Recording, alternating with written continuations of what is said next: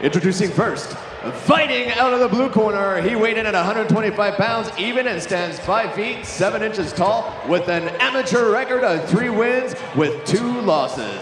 Fighting out of Kingdom MMA in Edmonton, Alberta, Mitch Wild Boy Wiles. And his opponent, fighting out of the red corner, he weighed in at 125.2 pounds and stands 5 feet 5 inches tall with an amateur record of 1 win and 0 losses.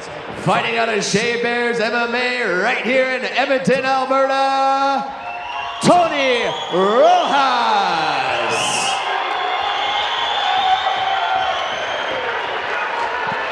Great support for both fighters.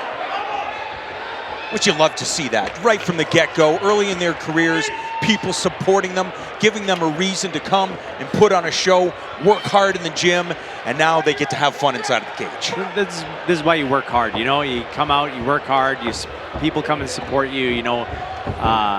As we know, fighting isn't like the biggest in terms of your payday. Mitch Wiles really putting it on Tony with the strikes there. Oh! A beautiful overhand right by Tony and pressing Mitch Wiles back in the cage with the reversal. You know, those long limbs, they pay, like they're a good tool to have if you have them. But that right hand certainly got the attention of Wiles.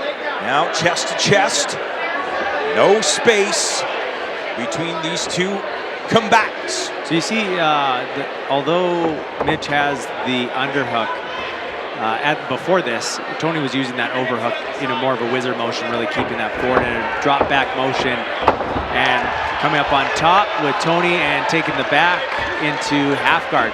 See, this is what I was talking about, becoming nice little scramble fest. Beautiful stuff. Yeah, you know, Tony, a purple belt in Brazilian Jiu-Jitsu, good athlete, good game, but loves competing in jiu-jitsu, so we'll see what happens here. Mitch Wiles is a strong grappler, and the bigger of the two, right now looking for that Kimura. It's tough with these gloves. They're so thick in amateur, it's really hard to get a cohesive grip.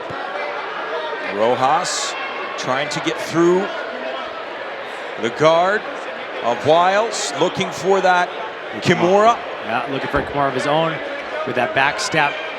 Almost getting that full pass, but Mitch being aware of his surroundings. Also has to be careful that he doesn't get squished against the cage, but I'm wondering what the rules are here with the ground and pound. Looks like it's allowed. Rojas doing his best to inflict damage in this dominant position, one of my favorites. A beautiful crucifix. Everyone kind of like focuses so much on their positioning that they put it too high and they put too much pressure on the arm, and if you see there, it slowly slips out. You actually have to go, it's counterintuitive because you gotta go lower, but right now Tony doing a great job of coming up high. Looks like he's really searching for that arm triangle, which, you know, in MMA and amateur, it seems like a good idea, just so you don't lose that top position. Unfortunately, without elbows, the crucifix isn't nearly as fun. I mean, effective. Matt Hughes, the king. The king with those beautiful little short elbows. Tony doing a good job of like keeping his feet positioned. I guess when you have the shorter limbs, it allows you to really be able to almost be standing while you're passing. Rojas doing a really good job on top, scoring.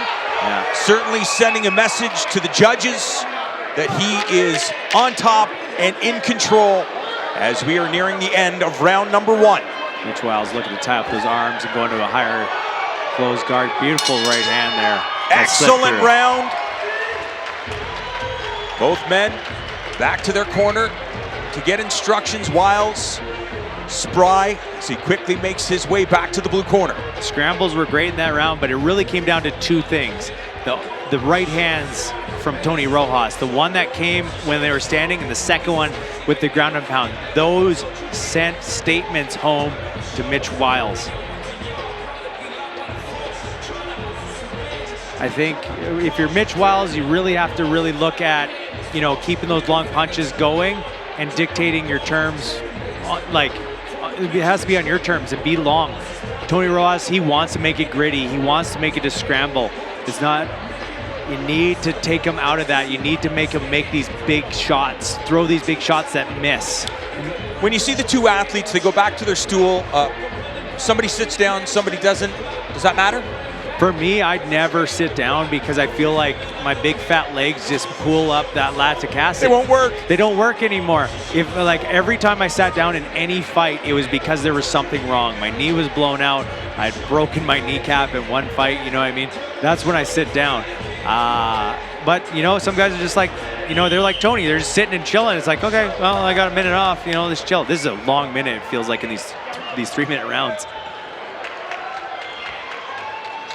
Both men very fresh as we get ready for round 2. Rojas in the longer black shorts. And a front kick scored by Wiles, but Rojas returns fire.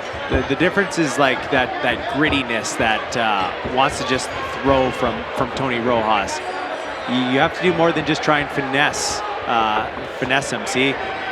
You got to keep your distance going, and they both were thinking a double was a good idea there, I think. Now, when you think about Wiles' abilities, his genetic gifts, would it not make sense, based on what we saw, nice, straight, clean punches, why not stay out? Jab, jab, jab. Keep him away, make Tony make mistakes, then slowly start teeing up. When you force that distance in between, you're making it a 50-50. A guy can close his eyes and throw those punches and still land, right, when you're in that. And so right now, we a little potential illegal knee there. But, you know, maybe it comes down to comfortability, or maybe Mitch Wiles is just, he's confident in his ability, wants to show like, hey, I'm the 125 around here. I can strike, I can grapple, whatever. And look at the inside trip there. But it was in this type of exchange that led to the ground game, and anybody that watched that doesn't think the Wiles came out on top. I'd agree, you know what I mean? But sometimes if this is what your training camp goes, this is like, if this was the plan the whole time, they realize, oh man, I need to make a change. It's really hard to do that, especially in amateur where, you know, you don't have that experience the same as before. That Ouchi, I think would be that one that Mitch is going for, that inside sweep. Beautiful knee there from Tony Rojas.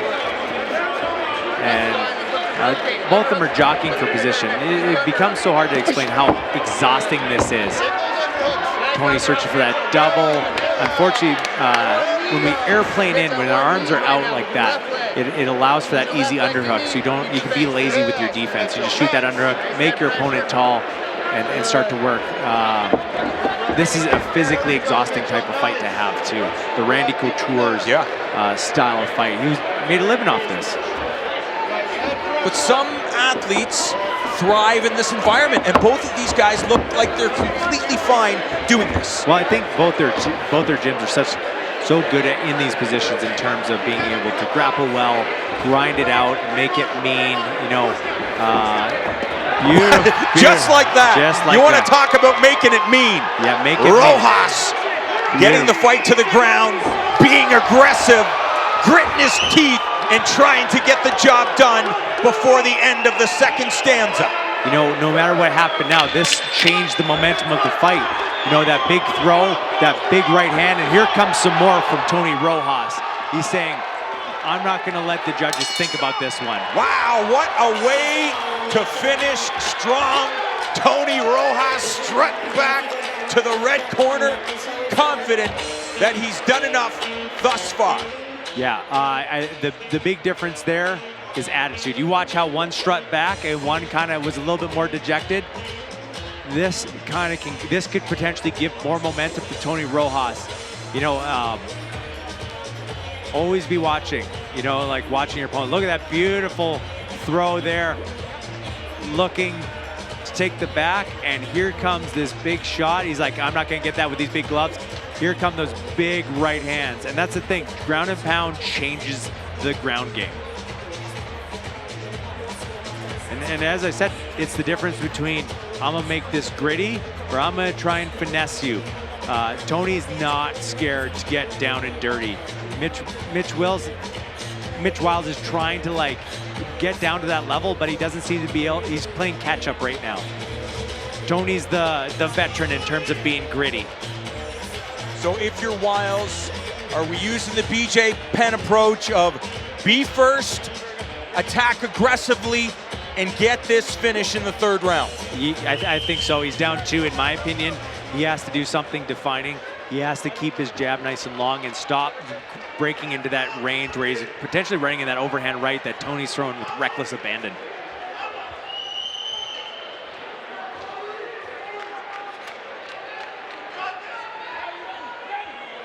The final 3 minutes underway. Wiles taking the center of the cage with a front kick. Wiles just thinking about things as he enters. Looking for that double, but you know, staying gritty, and that 100% sweep, it looks like Tony's searching for, but he doesn't have that deep underhook that he needs quite yet. The thing is hand placement of Mitch is kind of like all over the map right now. He has an underhook, he's attacking the hip at one point, so it makes it really tough to elevate to where he needs to go. It once again becomes this Randy Couture fight of who gets proper head position. So still looking for that inside trip by Mitch Wiles. But the thing is he doesn't have enough hip control to be able to look over his shoulder and push him over. He's like 80% there, but then he can't get the takedown because he's keeping him up with his own leg. Wiles, I'm sure aware of the clock because time is not on his side. Uchimata by Tony, and Tony on top with plenty of time to work, it looks like. Now, Mitch Wiles is looking to wrestle up in that single leg, but he has to look to not be flat, which unfortunately he is. Now the smart thing, if you're Rojas, just ride it out. Coast it out, but that does not look like we're gonna see that approach from Rojas, who wants to inflict as much punishment as humanly possible with 1.5 minutes remaining. Now, he has to be aware that Mitch Wiles still has that foot on the fence potentially, and now he has the feet on the hip. So he is defensively quite strong where he can start to grapple, but Tony's taking no prisoners, it looks like. He wants to end this fight and send a statement to 125ers in the area. I think he's doing exactly that. So Mitch doing a good job. Looks like he's tying up both hands, but unfortunately you're tying up both hands, you're not doing anything to get up and improve your position. That's what we have to be careful of. You're not getting punched in the face though. No one wants that. It's like my least favorite thing. Baseball cards, I hate those too. Tony doing a good job turning in, back to half guard, and he's just non-stop.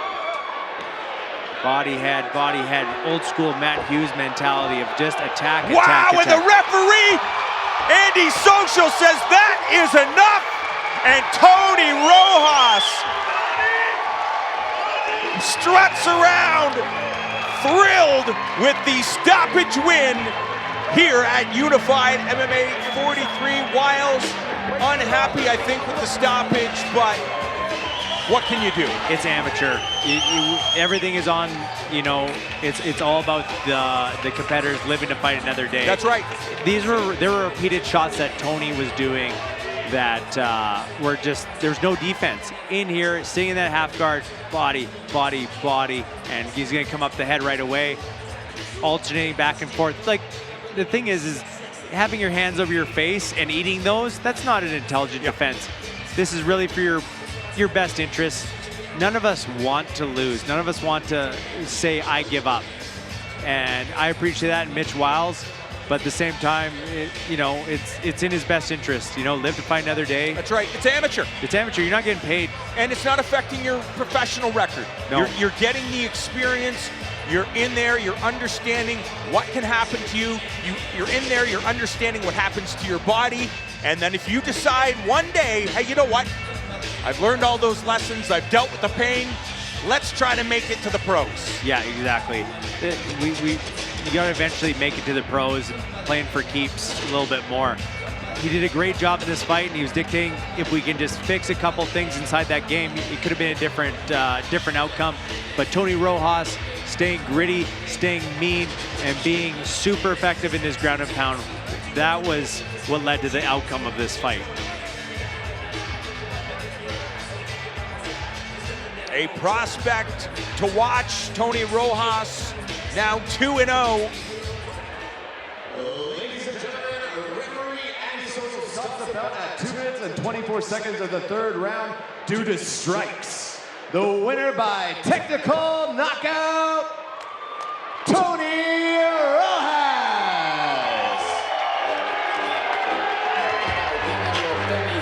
Style points.